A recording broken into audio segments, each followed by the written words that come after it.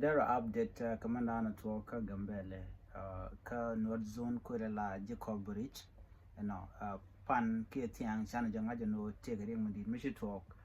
ka turbil njen ka gambela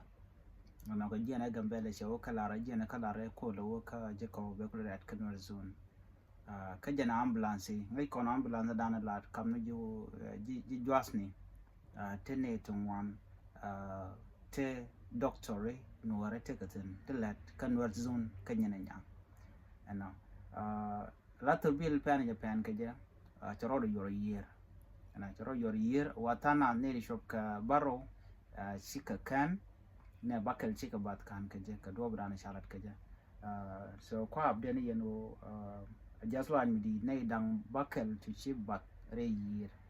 ka Jacob Bridge jaslo at ka kondial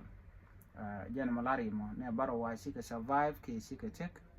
ne bakal to kan chi ye ken chi test nyen ko do brana shalat ka ja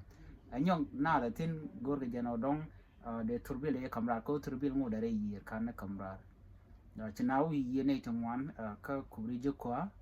do wukan mandana to wukan nen bini jana na goro no de ya bet ka ja ka jaslo ai dan chi to gre ching dan re dwaran shi kon yi shi ko bakal shi kon kalus me be jalo jana mo goro de la biata mal